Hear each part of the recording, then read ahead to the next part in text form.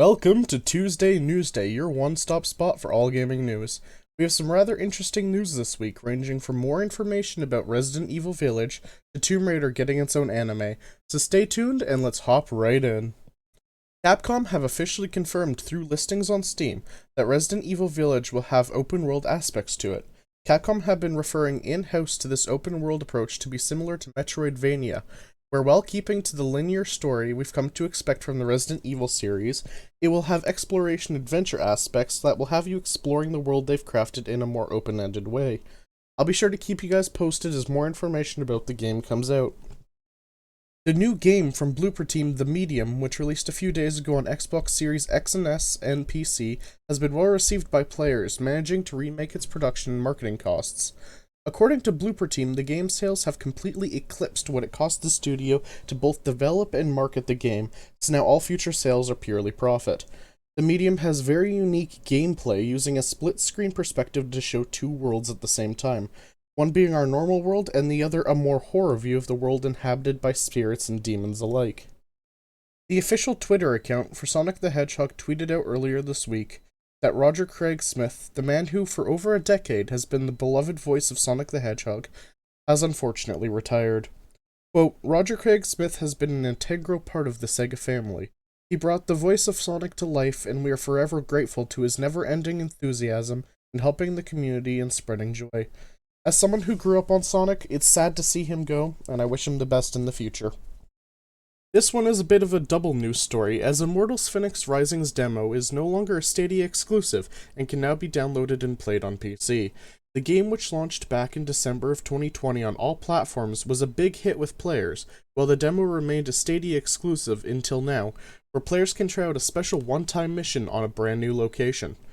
On another note, Google is shutting down its internal Stadia studios and instead offering its technology to third-party publishers. This will see the development of Stadia exclusives completely stopped beyond the near-term planned games, and instead it will be host to third-party games instead. Werewolf: The Apocalypse Earthblood has released its gameplay trailer on YouTube. The game has been in development by Cyanide and will be an action RPG based on White Wolf Publishing's tabletop game, Werewolf: The Apocalypse. It will be releasing on the 4th of February in only 2 days on PC, PS4, PS5, Xbox One, and Xbox Series X.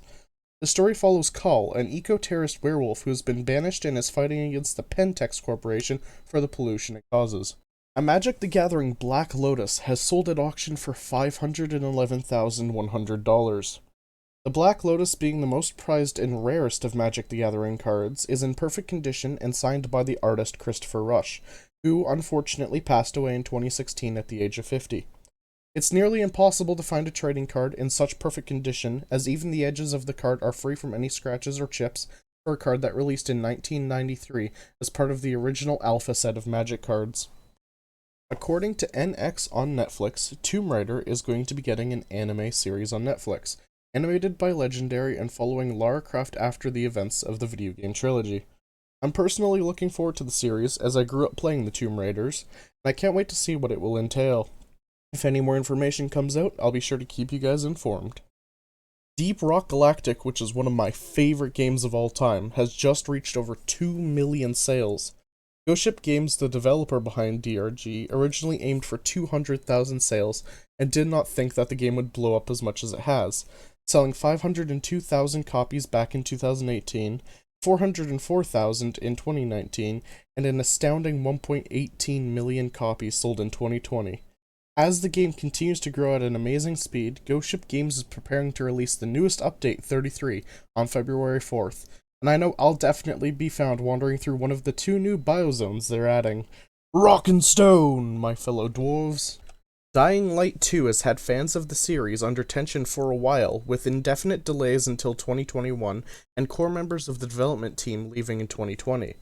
Despite problems, it looks like the game may be releasing a bit sooner than planned, as a collector's edition has leaked online, and while not officially confirmed whether or not it's legitimate, contains a collector's box, UV stickers, a UV flashlight, secret locations map, art book, steelbook, a limited edition figurine, and a copy of the game on PC, PS4, or Xbox One. The supposed leak happened on Czech retailer xzone.cz before quickly being scrubbed off the site. but not before people saw and screenshotted it.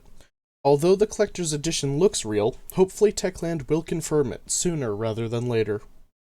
Mario Kart 8 has become the #1 selling Mario Kart game in the entire franchise, with over 41 million copies sold across the Switch and Wii U. The previous record was held by Mario Kart Wii, which has sold 37 million copies. Mario Kart 8 continues to sell very well each month, and it'll be interesting just to see how many copies have sold by the time Mario Kart 9 releases. As of right now, Mario Kart 8 is the best-selling Nintendo Switch game of all time, beating out games such as Legend of Zelda Breath of the Wild, Super Smash Bros. Ultimate, and Animal Crossing New Horizons. A big congratulations to Pokemon Sword and Shield for becoming the first Pokemon game since Gold and Silver to pass 20 million copies sold. While they haven't quite reached the highest selling Pokemon games of all time, it has been a very long time since a Pokemon game has broken 20 million, with Pokemon Diamond and Pearl being the closest at 17.6 million copies. Pokemon Gold and Silver released back in November of 1999, and since then not a single Pokemon game until now has been able to pass the 20 million mark, so my hat's off to the people over at Nintendo for their ability to keep making amazing games over the years. Experiment 101, the developer behind Biomutant, who have been silent for over a year, have finally shed some light in a new interview with IGN, stating that there were a lot of bugs to fix, and that the studio was determined to avoid crunch while doing so. As a team of only 20 working on a hugely ambitious open world, he stated, it's been a huge amount of work for QA, because it's not easy in an open world game to find bugs, and then once they've been found, we have to fix them, and that's put some additional challenges on us being a small team. Biomutant, which was announced back in 2017, was supposed to be released in 2019, but now, after a year of silence, it will be released on May 25th, 2021. And that's everything for this week's Tuesday Newsday. I want to say a quick thank you to my patrons for their continued support. You guys are absolutely insane, and I can't thank you guys enough. If there's any news you want me to see, cover, or if you just want to say hi, leave a comment down below. And if you enjoyed the video, make sure to leave a like and share the video as it really helps out the channel. And I'll see you guys again next Tuesday Newsday. I'm Jack Frost, signing off.